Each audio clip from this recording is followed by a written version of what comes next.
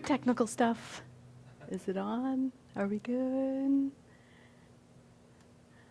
All right. Well, aloha, everyone. We're just doing our technical dance here.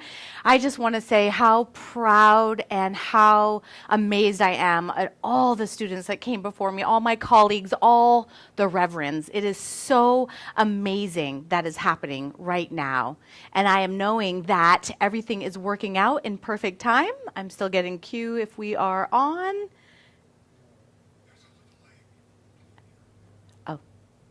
Okay. Okay, it's okay if I go. All right, so here we are. I am seeing something happen. Sorry, we are having technical difficulties, and we are live. So here we go. I am going to do this. Yay!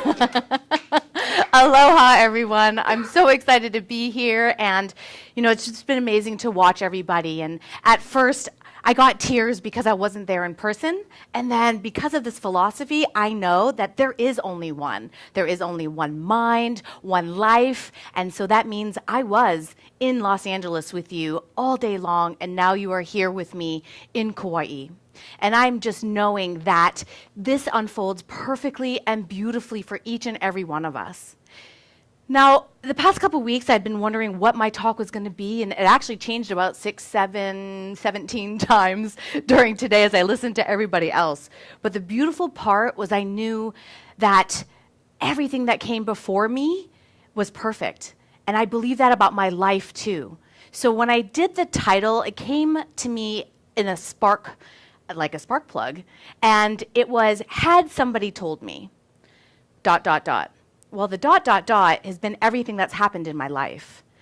But I wanted to ask you guys, have you ever wondered why nobody actually tells us what's going to happen in our life? Like when I was little, nobody sat me on their lap and told me about everything I was going to go through. And not even just specifics with actual events or experiences, but even just the lessons. Like, have you ever considered that you had no idea what was going to happen in your life? Well, I know for me, I'm really glad that nobody had told me, because there's a couple things I believe that would have happened. I wouldn't have believed, first of all, that any of this could have happened. I would have been frightened and continued to play small, and my life has evolved to be the bigness because I didn't know what was coming. And I wouldn't have been able to really learn the lessons that I'm going to share with you now. Because had someone told me 20 years ago that my lesson in life would be all about taking a leap of faith, I'm not sure I would have really wanted to take that. I would have thought it was impossible. And yet, that's exactly what ended up happening. My first husband and I left New Hampshire, similarly what Fred was just talking about, actually got rid of everything, packed everything away in storage, and came to Hawaii. We knew 2 people, didn't have a place to stay, didn't have a job. We were taking that leap of faith. We were going out on a path that we could not see. And yet every step of the way, a brick would come up for us as we took each step to make our way to Hawaii. And then once we got to Hawaii, I took a leap of faith because I was following this urge, this need, this wanderlust that I had to follow. And I was able to turn that into a profession where I got paid to travel around the world. What? So if I was 3 and someone would have told me that, I never would have believed it. So I'm so glad that nobody told me about this time of my life where I'd be learning to take a leap of faith. And then 15 years ago, had somebody told me that my life lesson would have been all about surrender, we heard beautiful about surrender earlier. But had I known or had I been told the pain and the suffering and the tears and the addiction that would have happened in my life prior to that surrender, I don't know if I would have had the courage to take it on. And yet I did.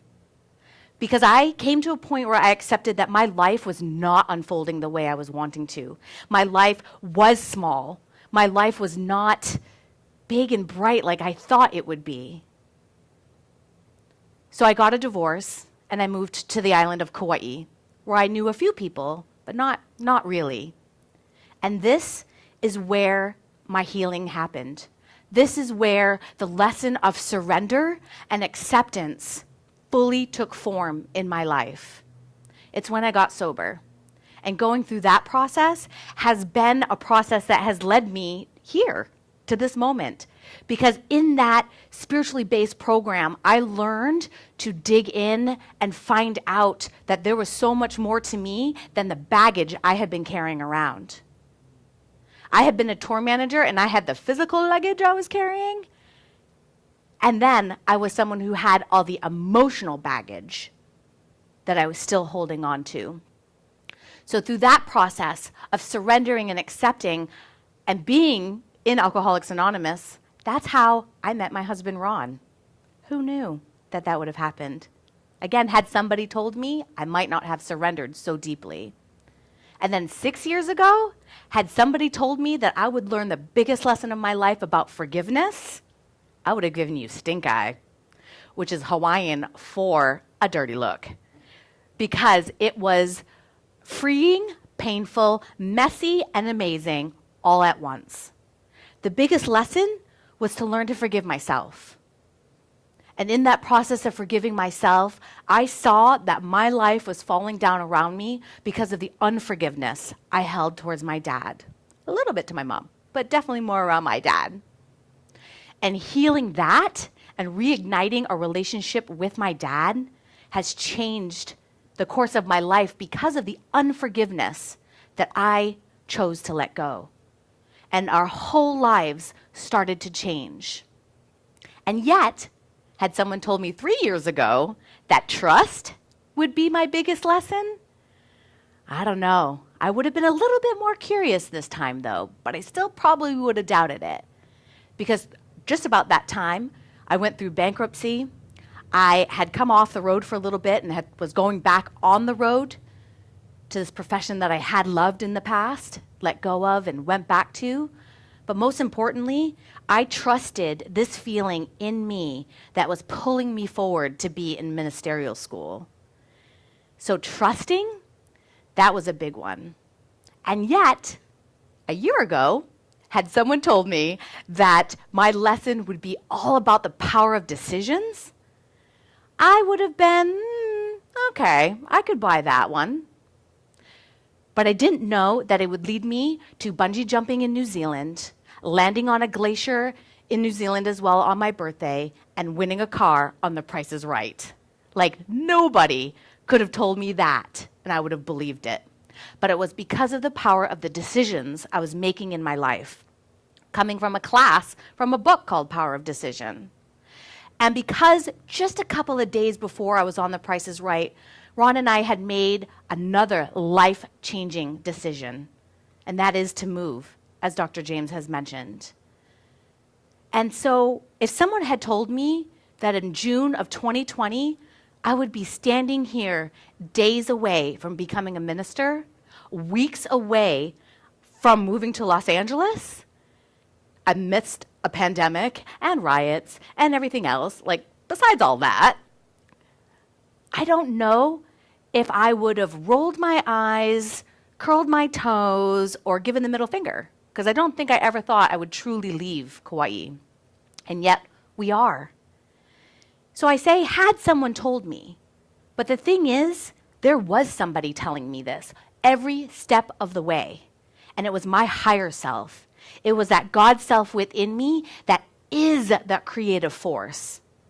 Every step of the way, I know that I was being guided by this intuition, by this trust, by this faith, and knowing that it all came because of surrendering, taking leaps of faith, and truly making decisions from a place that came within, not from anything outside of myself. Everything came from within me.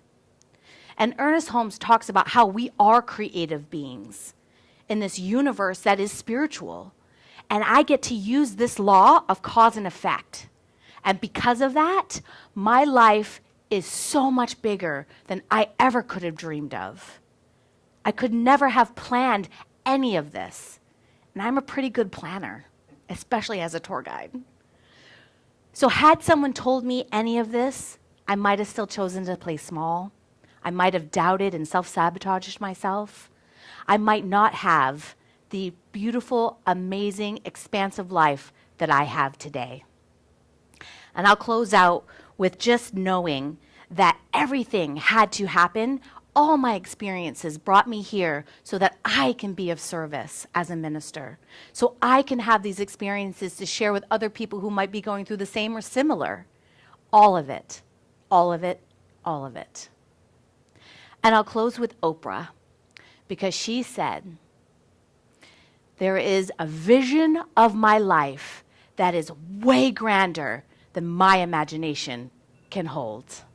Namaste.